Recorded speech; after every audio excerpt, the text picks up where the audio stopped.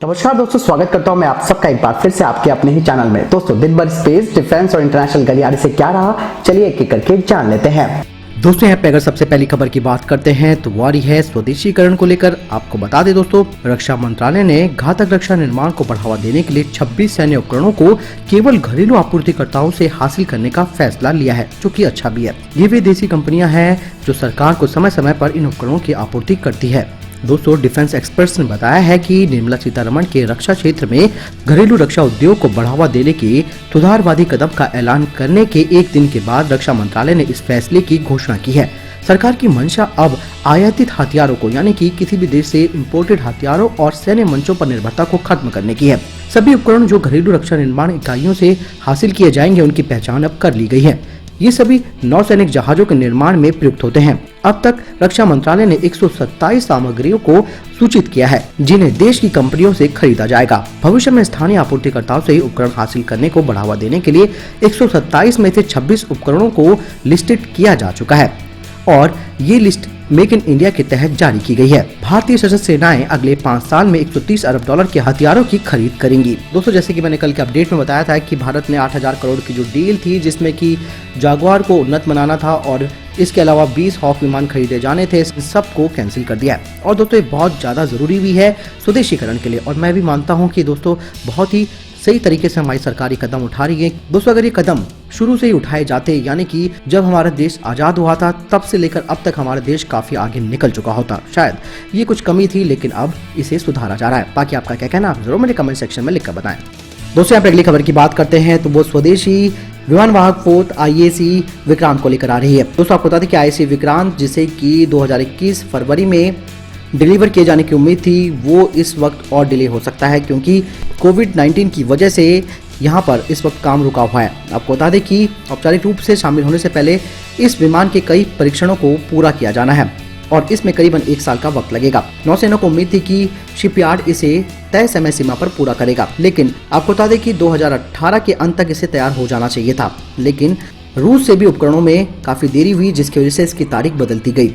40,000 ton वजनी INS Vikrant Cochin shipyard limited द्वारा बनाया जा रहा है। दोस्तों, टेंशन अब ये हो रही है कि चीन ने अपने दूसरे विमान वाहक पोत को लॉन्च कर दिया है और साथ ही आपको बता दें कि सैटेलाइट से इसकी इमेजेस 2019 में ही प्रकाशित हो चुकी हैं और पीपुल लिबरेशन आर्मी नेवी इसका संचालन करने के लिए तैयार है। अब यानी कि दोस्तों, INS विक्रांत के लिए भारत को अभी लंबे समय तक इंतजार करना पड़ेगा, क्योंकि लॉकडाउन की वजह से काफी सारी चीजें इस वक्त प्रभावित हो रही हैं।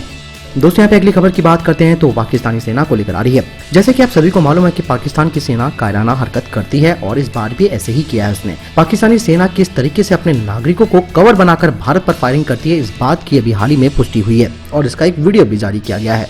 दोस्तों, आपको बता दें कि पाकिस्तानी सैनिक रिहायशी इलाकों में जो घर बने हुए हैं, वहां से भारतीय सीमा पर मोर्टार को दागते हैं। ये सिर्फ इसीलिए ताकि अगर भारतीय सेना की तरफ से जवाबी कार्रवाई हो तो पाकिस्तानी नागरिक और उनके घरों को नुकसान हो, ताकि अंतर्राष्ट्रीय मंच पर पाकिस्तान भारतीय सेना के खिलाफ दुष्प्रचार कर सके। हाल ही में जो वीडियो जारी किया गया है, वीडियो में एक पहाड़ पर एक घर दिखाई देता है और बैकग्राउंड में उनके नारे लगते हैं और उसके कुछ सेकंड के बाद ही मकान की छत से मोर्टार दागे जाने की आवाज आती है, जो कि काफी दूर जाकर फटता है और बैकग्राउंड में आवाज आती है शाबाश। लेकिन अब सवाल ये उठता है कि अगर पाकिस्तानी सेना अपने ही नागरिकों के घरों से भारत के खिलाफ युद्ध विराम का उल्लंघन करती है, यानी कि गोलाबारी करती है, तो इसमें भारत को या फिर किसी और को क्या ऐतराज हो सकता है। भारतीय सेना के पास DRDO के द्वारा तैयार किया गया ऐसा रडार है जो उसे एरिया की सही जानकारी देता है, जहां से दुश्मन की फायरिंग या गोलाबारी हो रही होती है, उसकी सटीक जानकारी वो प्रोवाइड करता है। स्वाति नाम का ये रडार भारतीय सेना की मदद करता है। आपको बता दें कि भारतीय सैनिक अपनी तोप या फिर मोर्टार से ठीक उसी जगह पर गोला दागते हैं, उससे दुश्मन की फायरिंग करने वाली जगह तबाह हो जाती है।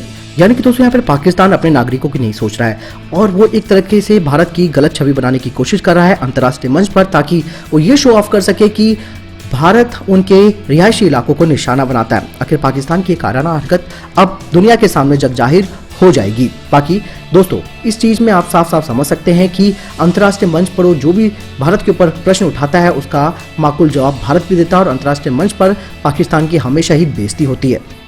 दोस्तों पहली खबर की बात करते हैं तो चीन को लेकर आ रही है। आपको बता दें कि लद्दाख में भारत और चीन के सैनिकों के बीच संघर्ष का मुद्दा अभी शांत नहीं हुआ है।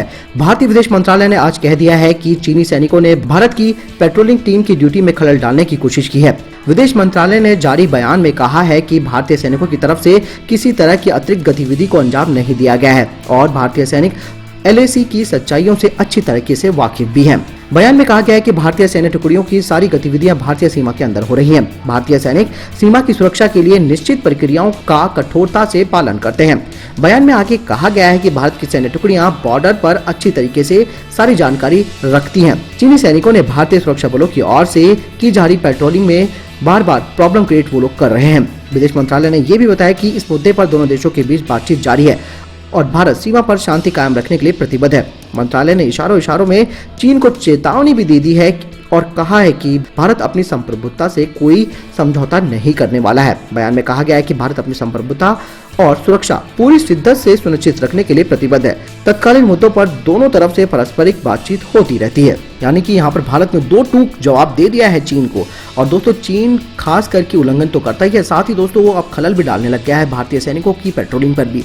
ऐसे में एक चीज और जो सामने आई है वो है अंतर्राष्ट्रीय स्तर पर चीन की जो किरकिरी हो रही है। इसी वजह से चीन भारत के आंतरिक मामलों में दखल कर रहा है। और आपको मैं बताना चाहूंगा कि जो 1000 कंपनियां बंद हो रही हैं चीन में, उन सबका रुख भारत की तरफ है और साथ ही अंतर्राष्ट्रीय स्तर पर बहुत ज्यादा समर्थन भारत को मिल रहा है। इसी वजह से वो सीमा पर टेंशन क्रिएट करने पर लगा हुआ है और वो चाहता है कि भारत का ध्यान भटकाया जा सके। दोस्तों पहली खबर की बात करते हैं तो वारी है भारतीय सेना के लिए बनाए गए स्मार्टफोन की। जी हाँ, आपको बता दें कि सैमसंग ने अपने पॉपुलर स्मार्टफोन गैलेक्सी S20 का एक खास वर्जन पेश किया है। इस वर्जन को खास तौर पर अमेरिकन आर्मी के लिए तैयार किया गया है। कंपनी ने इसे गैलेक्सी S20 टैक्टिकल एडिशन नाम दिया है। फोन में कई फीचर्स दिए गए हैं जिससे कि इसे फील्ड में काम करने वाले सैनिक मुश्किल से मुश्किल हालात में इस्तेमाल कर पाए। कंपनी का कहना है कि गैलेक्सी S20 टैक्टिकल एडिशन में हाईली कस्टमाइज्ड सॉफ्टवेयर दिए गए हैं। इस फोन में दिए गए फीचर्स को इस तरीके से तैयार किया गया है जो ऑपरेटर्स को जटिल इलाकों में नेविगेट करने और कमांड यूनिट के साथ संपर्क करने में मदद करते हैं। ये फोन 6.2 इंच की डायनामिक एमोलेड QHD डिस्प्ले से लैस है जिसका रिफ्रेश रेट 120 हर्ट्ज का है। इस फोन में क्वालकॉम स्नैपड्रैगन 865 प्रोसेसर है, 12 GB की रैम, 128 GB का इंटरनल स्टोरेज भी इसमें दी गई है। फोन में ट्रिपल कैमरा सेटअप दिया गया है। आपको बता दें कि इस फोन की बैटरी 4000 mAh की है जो वायर और वायरलेस चार्जिंग को सपोर्ट करती है। कस्टमाइज सॉफ्टवेयर की बात करें तो इसमें ATAK, एपास, किल स्विच और बैट डॉग जैसे मल्टीपल मिशन एप्लीकेशन ये सपोर्ट करता है। इसके अलावा फोन में दिए गए अन्य सॉफ्टवेयर के जरिए फोन को मॉनिटरिंग से कनेक्ट किया जा सकता है। सैमसंग ने फोन को इस तरीके से डिजाइन किया है कि चेस्ट पर लगाने पर ये अनलॉक ही रहता है। आपको बता दें कि इस फोन की बिक्री आने वाले 3 महीनों में हो सकती है। हालांकि इसका रेट अभी बताया नहीं है कि कितना इसका प्राइस है, लेकिन दोस्तों ये फोन खासकर आर्मी के लिए काफी महत्वपूर्ण होने वाला है आने वाले समय में। दोस्तों यहाँ पे अगली खबर भी सीमा विवाद को लेकर आ रही है और ये जो खबर है वो काफी इंपॉर्टेंट है क्योंकि अमेरिका ने भारत का यहाँ पर सपोर्ट कर दिया है। भारत चीन सीमा विवाद पर अभी अमेरिका के राजनयिक ने भारत का समर्थन किया है और जिसमें चीन की कड़ी प्रतिक्रिया सामने आई है। चीनी विदेश मंत्रालय ने एक बयान में अमेरिकी समर्थन को बकवास बताया है। चीन ने कहा है कि सीमा विवाद पर दोनों देशों के बीच राजनीतिक चैनलों के माध्यम से परामर्श चलता है, इसमें अमेरिका का कोई काम नहीं है। चीन के विदेश मंत्रालय के प्रवक्ता ने कहा कि चीन भारत सीमा मुद्दे पर चीन की स्थिति लगातार स्पष्ट रही है। चीन के विदेश मंत्रालय ने कहा कि चीन की बॉर्डर फोर्स देश की क्षेत्रीय संप्रभुता और सुरक्षा को मजबूती से रखती है और भारतीय पक्ष के सीमा उल्लंघन की गतिविधियों से मजबूती से निपटती है। हमारी सेना सीमाई क्षेत्र में शांति और स्थिरता बनाए रखने के लिए मजबूती से कदम उठाती है। चीन के विदेश मंत्रालय के प्रवक्ता ने कहा कि हम भारतीय पक्ष से आग्रह करते हैं कि वे हमारे साथ मिलकर काम करें। दोस्तों आपको बता दें कि अमेरिकी थिंक टैंक ने कहा है कि भारत से लगती सीमा और दक्षिणी चीनी सागर में लगातार चीन का आक्रामक रुक रहा है। दोस्तों ये बहुत सपोर्टिंग वाली बात है कि अमेरिका वैसे भी चीन को पैनी नज़र से देखता है और यहाँ पर भारत को इस वक्त समर्थन की ज़रूरत है, खास करके अमेरिका से मिलने वाली जो समर्थन है जो मिल भी रहा है, इससे चीन की प्रतिक्रिया आप समझ सकते हैं कि और किस तरीके से उसे अब जलन हो रही है कि कैसे भारत का सपोर्ट में अमेरिका आ रहा है और खास करके सीमा विवाद को लेकर के। और ऐसे में अब उस पर इंटरनेशनल प्रेशर भी रहेगा कि वो बार बार सीमा उल्लंघन करता है तो वहाँ पर अमेरिका दखल करेगा और ऐसे में चीन यहाँ पर बैकफुट में भी आ सकता है और साथ ही चीन भी वाकिफ है भारत से और भारत की भी अपनी यहाँ पर स्थिति मजबूत है। तो दोस्तों ये थे अभी तक की टॉप डिफेंस और स्पेस अपडेट्स। वीडियो के संबंध में कोई प्रश्न, जवाब या आपका कोई सवाल है, आप जरूर मुझे कमेंट बॉक्स पर लिखकर हो सकते हैं। इस वीडियो के लिए इतना ही, मिलता हूं नई वीडियो के साथ, तब तक अपना ख्याल रखिएगा। जय हिंद, जय भारत।